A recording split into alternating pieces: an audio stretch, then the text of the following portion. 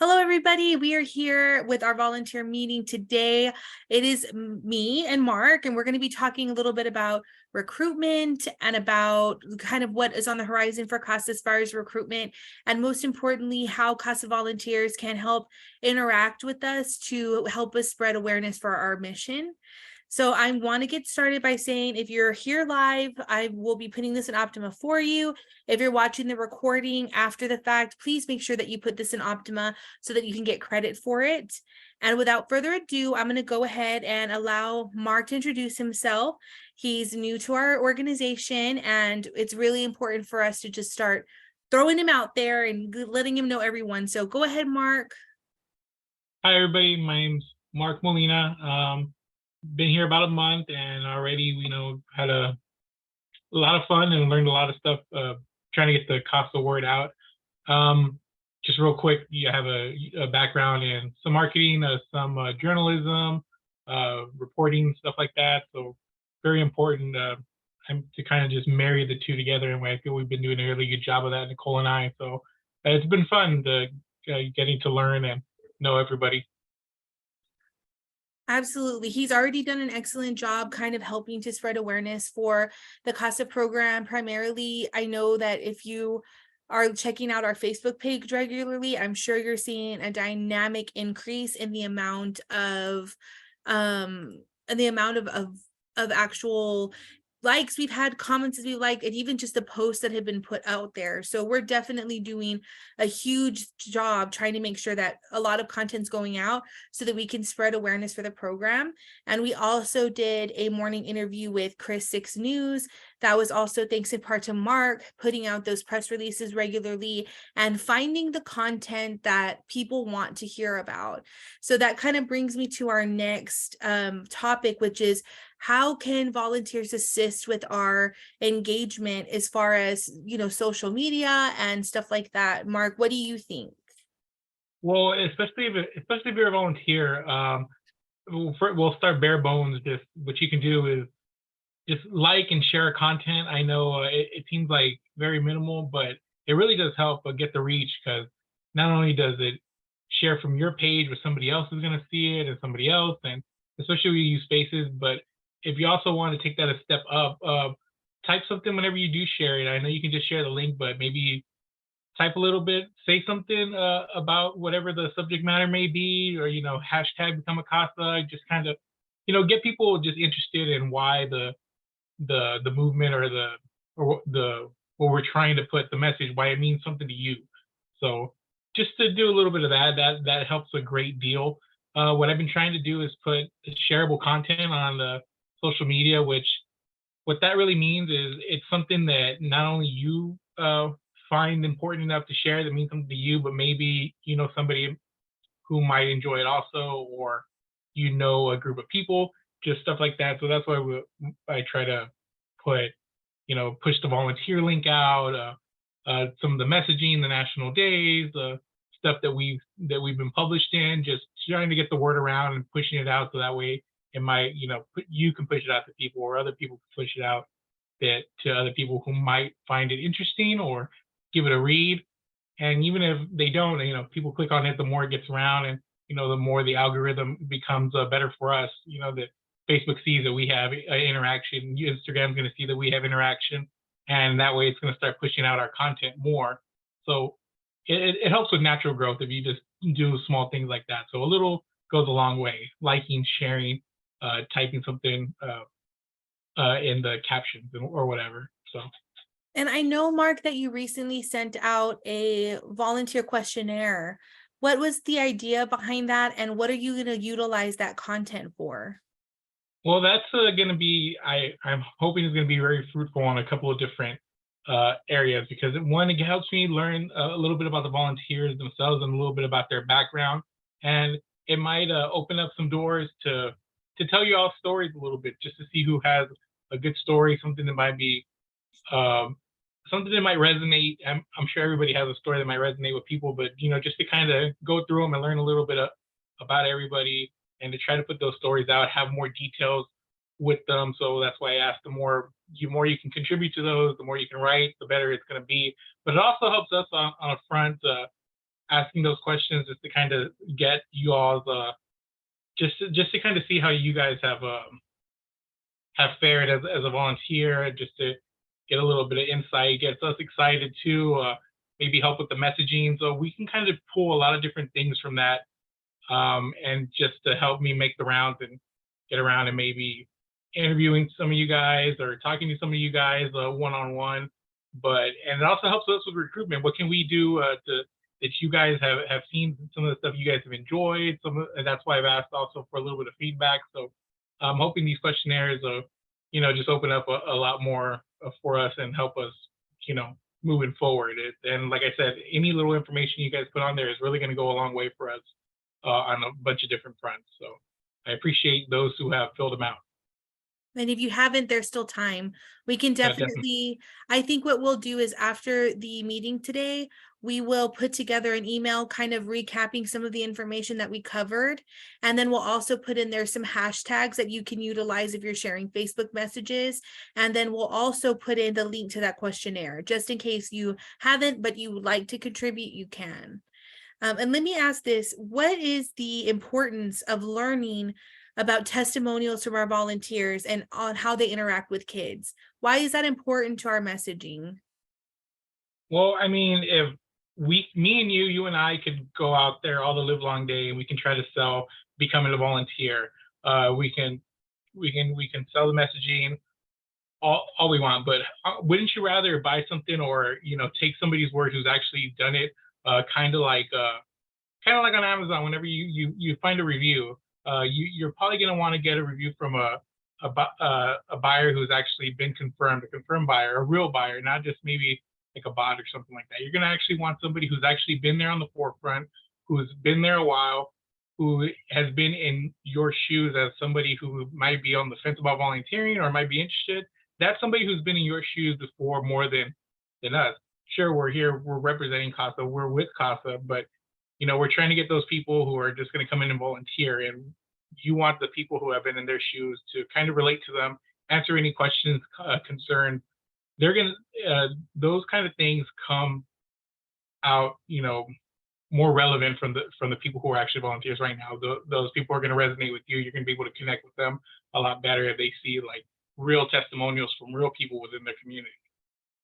Wonderful. So some of the things that we're requesting information on is how do you feel as far as your interaction with the kids that you're working with? Have there been any milestones that you're really proud of or you're excited about? Has something exciting happened in court that you think is noteworthy that you would like to share? And I know that you guys are in constant communication with your supervisors, but Mark and I would love to hear those stories as well, and to be able to celebrate you and the progress that you're doing, but also to help with the recruitment efforts as well. So we want to make sure that we're available for the adoptions that are happening so that we can post out right away. We really we want to make sure that these things are being covered. So you can definitely reach out to Mark or myself via text message or email to share some of that information. And Mark, is there anything that I didn't cover that you'd like to know about? I mean, I think you pretty much covered the success stories, you know, I guess trials and tribulations, stuff like that, things that you've overcome, how you got it to work for you, just any kind of advice you can give to somebody who might come in or maybe a new volunteer. Just anything from your experience is really going to help as a volunteer. So I really find you guys to be an invaluable source of information that you guys might not even know that you have. So the more we can learn from you guys and kind of tap into your point of view as a volunteer is really going to help us, and that's going to take us far. I'd also like to just let you know that there are other opportunities to assist in more and deeper ways as well. We love that information so very much, but to take it one step further, we are always looking for opportunities to be able to provide presentations to community members. And I think that it's right now, just be with full transparency for me, myself personally, it's a little bit easier for me to gain presentations or to talk and interact with people here in Kingsville, because that's where I'm from. But I see who's on the call today, and like Sandra, having opportunities to be able to get presentations in outlining counties such as Valfurias or Fremont, with any type of organization, whether it be your church organization, whether it's a maybe you want to host a coffee with Casa. I know Sandra has done that for me in the past, where we provide, Casa provides coffee, but Sandra helped to recruit people to come to our meeting just to talk about what Casa is and what we do. That's another really great way for us to be able to have more reach so that we can recruit more volunteers. And the more that people, even if we have this Casa Coffee with Casa event and I recruit no volunteers, every single person that was in that room is going to be able to walk away talking about what we do at our program. And that in and of itself is so valuable. So definitely let me know if there's any types of opportunities like that with churches, organizations. I see Miss Marion's on the line at the university. Can I come and give a presentation to your classes? You know, Jeffrey at the church, is there any opportunity for me to give presentations to a Bible study group? Or maybe I know that the what is it, MOPS, Mothers with Preschoolers, they have meetings at that church sometimes. If you can help me with a contact that I can give a presentation, even if you just say, hey, Nicole, this is the name and phone number of the organization leader, give them a call. I'm totally fine with that. But any leads are very beneficial to help us kind of spread the word about the program. And also, if any small businesses that maybe, because I've been the last couple of weeks, me and Nicole really just put our heads together, just visiting businesses also. That way you get the cross promotion going and being able to tag them. And what that does is, we're kind of in a way sharing followers. So they might have people following them that aren't following us, and if we can kind of just go in there, leave some brochures or whatever, and then tag that I've been there with them. That extends our reach also on social media. So if you know any small business owner or people with any, anywhere we can visit, any groups, organizations, as Nicole was saying, people with active social media accounts as well, like, if, that goes a very long way, just to, let us know, like, those leads are really big for us, and it helps with the reach and spreading the word. I may or may not know that Caesar and Amanda Silva's daughter is like a star. So maybe we need to get her to share something. Caesar just walked in, so I'm picking on him. She would be happy to. We'll get her to share her stuff on social media. I'm not even joking. You guys should see her music video. She's amazing. But anywho, so yeah, that is just, I mean, we're really, really excited. Oh, Miss Marian. Yes, ma'am. Hi, Nicole. Hi. Hi. I saw Mark's email and I didn't fill it out yet because I'm not an active volunteer. So I was kind of half wondering, should I not fill it out? But back to your comment. Back to your comment. I'm on sick break. So I wanted to speak to you about that, Nicole, to say, I'm not sure if I understood what you meant when you said you want to come and talk to my classes, because remember once upon a while, CASA decided that they didn't want to train students anymore because of the shortness of the duration when I was doing service learning in my courses. But last semester, a student came to CASA, saw my picture, and asked me, he said, Dr. Blake, I see you're a volunteer, a CASA volunteer. I said, yeah, but I'm not active right now. And that student was actually volunteering. So even if the student might not be in my service learning, my 20 hours, which I haven't done in a while, I did a 60-hour volunteering over the summer. And I never thought of asking CASA because it was just over 5 weeks. But what you need to clarify with me is come into my classes, you'd just be coming to talk with them, and then they themselves might be freely at will wanting to be a CASA volunteer. Is that what you're talking about? Because the service learning 20 hours didn't work for you because of the shortness of the time. But what you're thinking of is if students like that student who was a volunteer came to CASA, saw my picture and spoke to me, she was not in a service learning, she was volunteering straight, outside of me. So is that what you're thinking of, ma'am? Yes, ma'am. What happens when folks come in for service learning is that they're required to get 20 hours or 60 hours of volunteer time. So they come through my training, they take a case, and then once they're done with their service learning hours, they quit.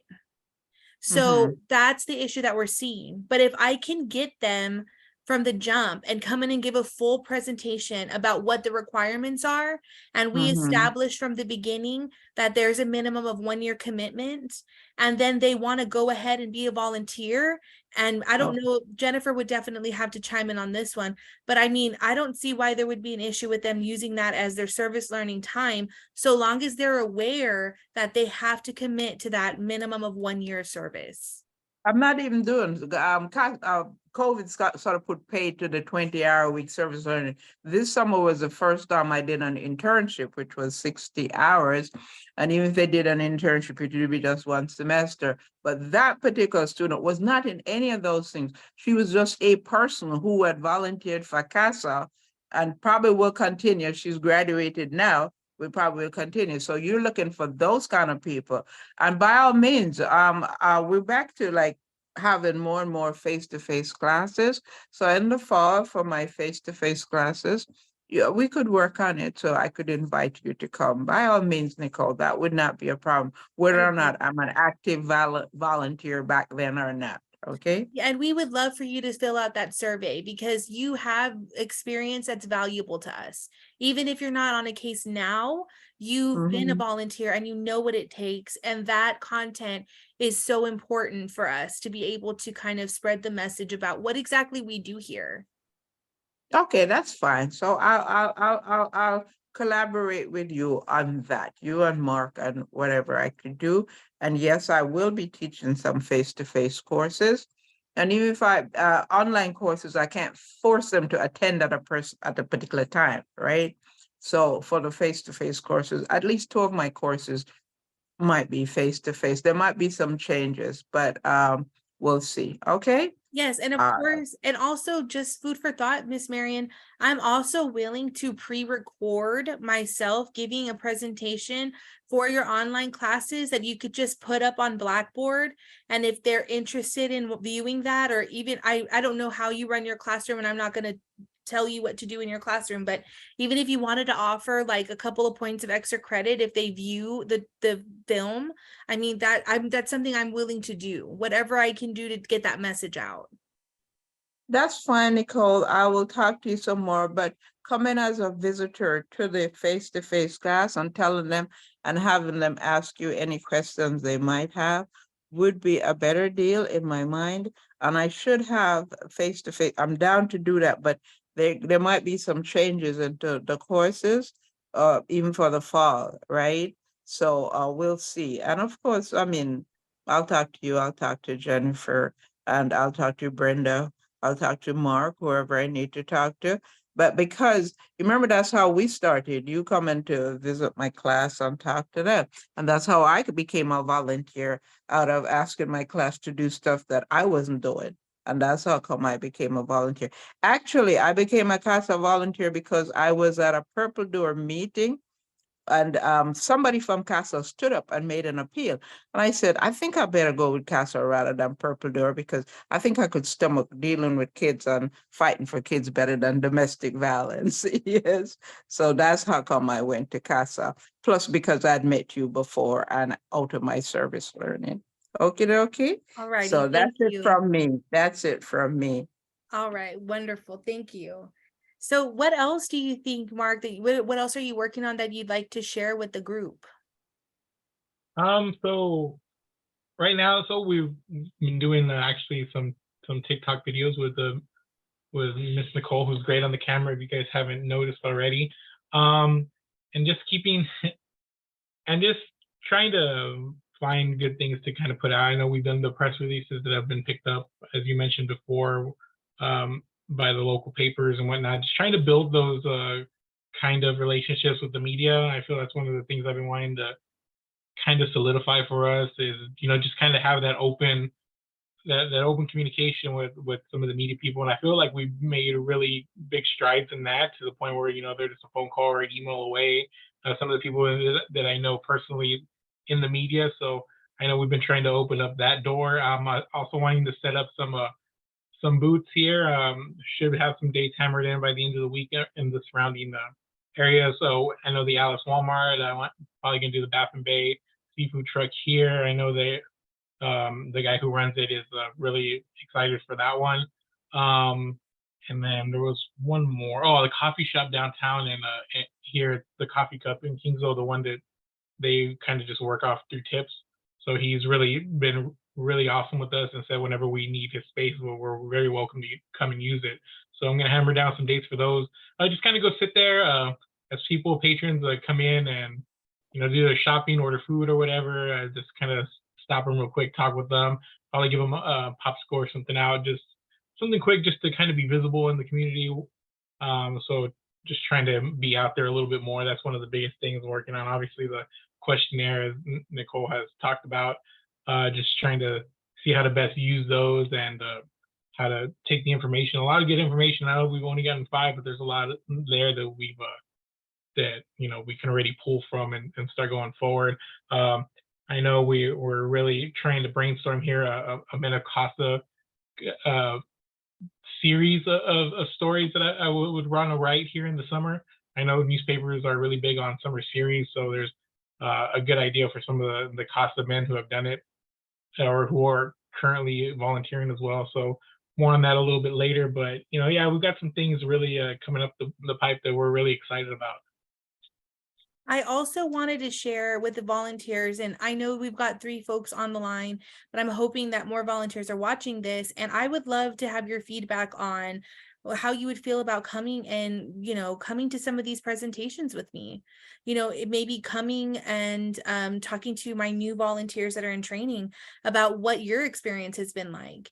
And I think that would be really valuable too. If I go, just picture this, if I go into a church setting and I have a pastor that comes with me to talk about CASA and how important it is, or if I go into a school setting and I have a former CASA that's a teacher or was a teacher come and talk to me about how they're able to do it. So I just think that we could definitely reach so many different people if we have more folks interacting with folk, you know what I'm saying, and they're in the different groups. Like, I love the fact that Mark is here now because he's going to be able to run with this Men of Casa where I really couldn't run with it before because he's a man. So it definitely helps. So I'm just really excited to see. I think what I'll start doing is when we have presentations, when we have different types of events, I'm going to start putting those in the volunteer group on Facebook. That way, anybody who's interested in helping or attending those can do so. It's going to be obviously optional, but it would be wonderful to have you guys come and hang out with us and talk to people about what a great organization we have here. Nicole, it's Sandra. Yes, ma'am. I just wanted to share that, of course, I'm game to that, to be a part of joining with you, because I just wanted to share how I got involved with CASA, because you made a presentation to us while I was on the city council. And your presentation was powerful. I didn't know about CASA. A lot of people didn't know about CASA. It stuck to my heart. I wasn't ready to become a CASA till a couple of years later, but I just wanted to share how the impact that you are doing and have done and brought in volunteers, and your hard work has not gone unnoticed, because it was powerful to me. Now that you have Mark, and it's just, it's just a family, and with Jennifer and Nicole and all the, all this, everybody from CASA is just a family, and we share, these good things that have been happening. So I never forgot you. What your message was about CASA and how important it was to be a volunteer, because there were so many kids that need it. I will share with you that I was not able to see my kiddos in Edinburgh some time back, and my supervisor, as great as she is, Miss Imelda, went for me. But as soon as the kids saw that they was Imelda, not me, they're like, oh, where's Sandra? Because we've had that connection, and it took a while to have that bond with these kids for them to trust me that I was there for them, and that, of course, as being a grandmother and a mother, it gives me that pleasure to know that that these kids that I made them happy, that when they saw me, they knew I was there for them. So I just wanted to share that your presentation to me was the reason that I am with CASA, and I will stick with CASA, and I would help you into whatever. And now that with Mr. Mark here, it's just going to get better. And I'm going to join you. I know there's probably more of us that want to join you to go to different events and share how being a CASA impacted our life, as well as how we're impacting other children out there, because we'll know, because we're the ones as the volunteer. And I just wanted to share to thank you for impacting me and making me a CASA volunteer, because that is probably one of the best decisions that I ever made, was to become a CASA advocate, because the need is there, and we're going to continue pressing forward. And that's why I do the trunk or treats or wherever, even if I just talk to one person, that person might have didn't understand about CASA, and they'll take it over. So thank you, and thank Mark and Jennifer and everybody and all the volunteers, because we're just a family wanting to do good for those kids that have been displaced. So thank you all. Thank you, Sandra. And I want to let you know my executive director and one of our board members is in the room, so I appreciate it. Just kidding. All joking aside, Joking aside, yes, ma'am. That was Miss Casa 2023. We have her featured on our brochure. And I know, I love that. And I love the idea of featuring our volunteers on our different types of marketing material for several different reasons. But it was really solidified for me when I went to, I think, who was with me? Actually, Mark was with me. We went to an event in Realitos it was a veterans picnic and information session. And one of the VFW folks from Fremont was there, and he saw your picture in our brochure, and he says, "Is that Sandra? Oh my gosh, it's Sandra. I'm going to take this brochure with me." Like, just so thrilled to be able to see you and relate to you. And then also, see our message, which I think is so cool. So that is another thing that Mark and I and Jennifer have been talking about, is how can we change our marketing material to incorporate different volunteers for several different reasons. We want to celebrate you. You guys do so much amazing work, and everybody deserves to hear how wonderful you are and what a great impact you have on kids in our community. Obviously, that's number one. But number two, when other people in the community see somebody that they recognize in a location that they recognize, that is so impactful, because then they start to realize CASA is not an over there thing. CASA is not a Corpus Christi thing or a San Antonio thing. CASA is here in our community.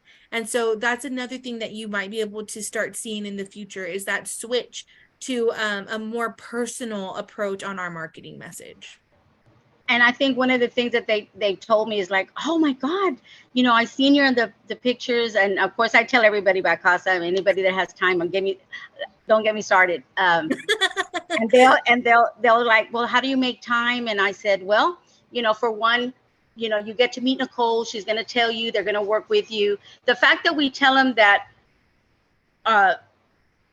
you're there, Nicole, we have Jennifer, Brenda, everybody, I always felt that I couldn't do this. It wasn't that I couldn't speak, because me, I can talk. I just felt that I wasn't going to be able to do it. Was I going to be able to present myself or go to before the court? But y'all never left my side. You always took care of me. You always like, "What can we help you with, Sandra?" You made it so easy for us to be a volunteer, to learn the material, take it, see the end when they go back to their parents or they go with a relative. But CASA, we're a family. And as a volunteer, it's not such a hard job to do, because you make it so easy that any questions that I have, something that I'm not sure of, you always say, "If you're not sure, Sandra, give me a call. I'm a phone call away." Jennifer's there, Brenda's there, now Bambi's there, so you all just make it easy for us as volunteers to do the work that we do, and want to keep doing more, because we are a family and we're doing it for the kids. So hats off to you guys that go out and work so hard for these kids. And that's what I tell everybody. It's, you can do it. I did it, and I fell in love with it, because I didn't think that I could, but you believed in me, you taught me, you gave me the education, the continuing ed, everything that we listened to, and we our volunteer meetings. You guys just make yourself available to me, not to that I know that I can get better at this and better at this and take care of these kids. You know, I'm pretty close to closing one case, and I know that I'm ready for the next one. I mean, I'm already ready, not knowing who it is, but I know that I'm better prepared by having these volunteer meetings, the information that you give to us, and the helping hands, because you guys always are just a phone call away, or just come in and help us. So Love that. Thank thank you. And Thank you very much. As you were speaking, I started thinking to myself, you know, another avenue that Mark and I have been, actually Mark has been handling brilliantly, is he's been recording like frequent asked questions snippets, where you might have seen our first one on Facebook Reels already, where we're talking about like, what does CASA do? And then I just talk a little bit about that. That might be another opportunity for volunteers to help out. We'd love for you to come by the office, you know, and let's set it up. And we can say, what does CASA mean to you? You know, what do you love about being a CASA? How do you manage to be a CASA with the time commitment? All the things you just said, Sandra, would be amazing for more videos. And the cool thing about it is you come in with me and Mark for 30 minutes or 45 minutes, and we record a bunch of content. You have just helped support CASA with a month plus of content for social media. So one tiny little amount of time, 30 minutes to an hour, will allow us to be able to remain active and recruit more volunteers for a month or more. So just keep that in mind as well. It's it will be very, very helpful for us. So Mark, do you have anything else you want to share, or any more information, or? So actually I put out a post today about it being hold on, I want to get the phrasing just right.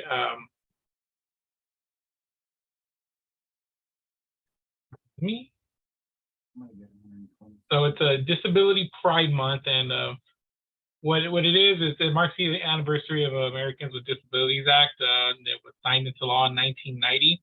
And there's actually a link into to a press release on the Texas CASA website that talks about how the children and youth with disabilities are more likely to experience abuse and neglect once these children are under foster care, and they were more likely to face negative outcomes.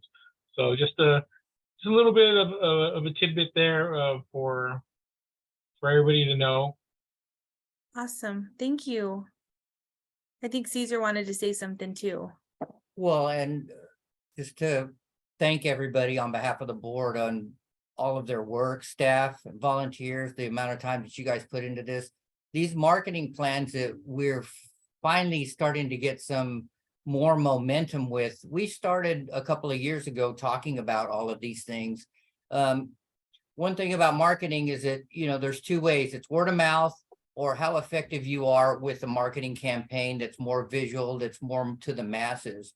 Word of mouth takes a long time, obviously, but testimonials that we have that we can present to other people will give us a real opportunity for them to know for sure what exactly it entails to become a volunteer.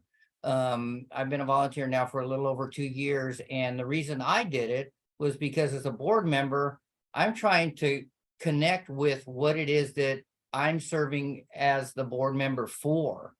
And there's nothing like real life experience to be able to convey that to other people. I commend you guys as volunteers for what you do for the kiddos. We're asking you to do a little bit of extra, and some of you are already doing it. For those that are not, talk about CASA, recruit people for us, let that word of mouth get around to where we start with maybe a small area, and eventually it's going to grow. And then you piggyback with marketing on KIII, the social medias that we're using, the TikToks, the Facebooks, and all these other things.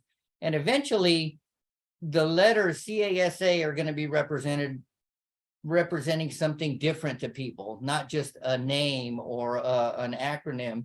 It's going to know, they're going to know right away what it is, because for so long, as long as I've been in it, the first question is asked, well, what is that? Yeah. What does that mean? Is that a Spanish word for a house? No, it's not.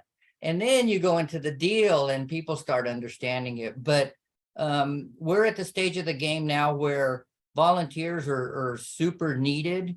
And we had a little lull there post-COVID and those type of things where we weren't really grabbing people's attention.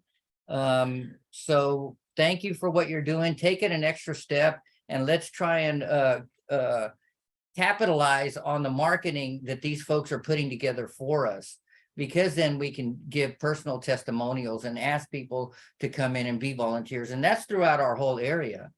It doesn't matter where you are. And I love this. You kind of gave me a segue into the next topic I wanted to talk about.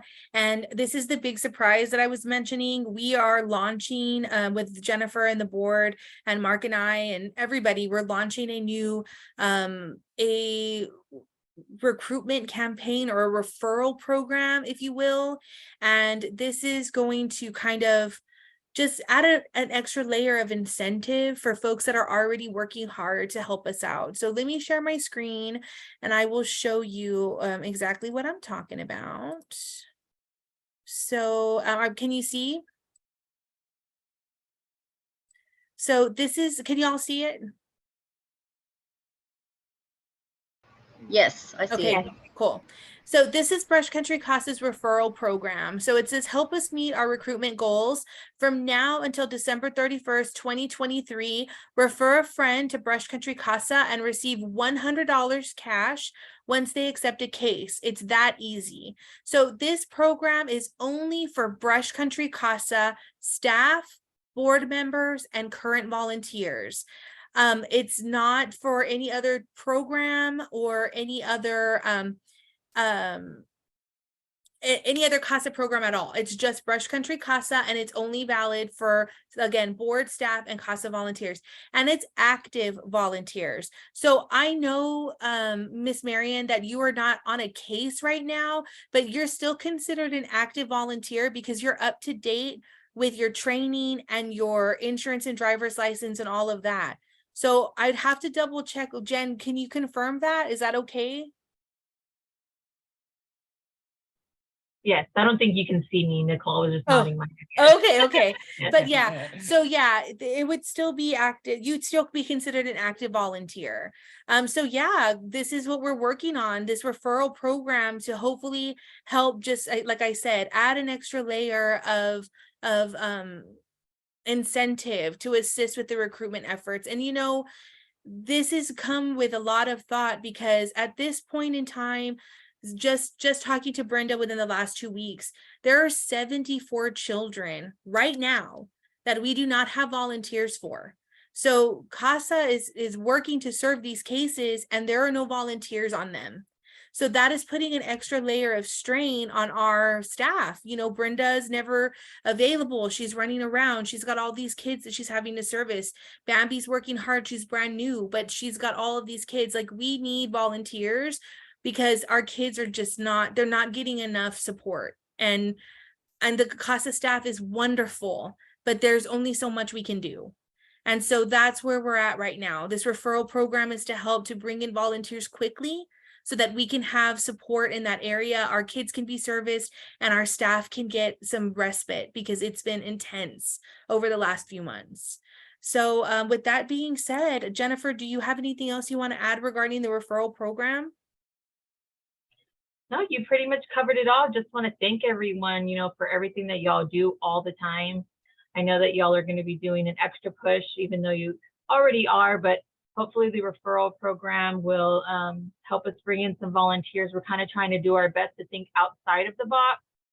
So if you have any ideas or anything that you want to suggest, you can get with any one of us, Mark, Nicole, myself, even any of the supervisors, Brenda or Bambi, board members, anyone, and share your info with us. Maybe that's something that will work for us, because we're at a point right now where we're trying to think, like I said, outside the box and see what we can come up with to help us, you know, get volunteers.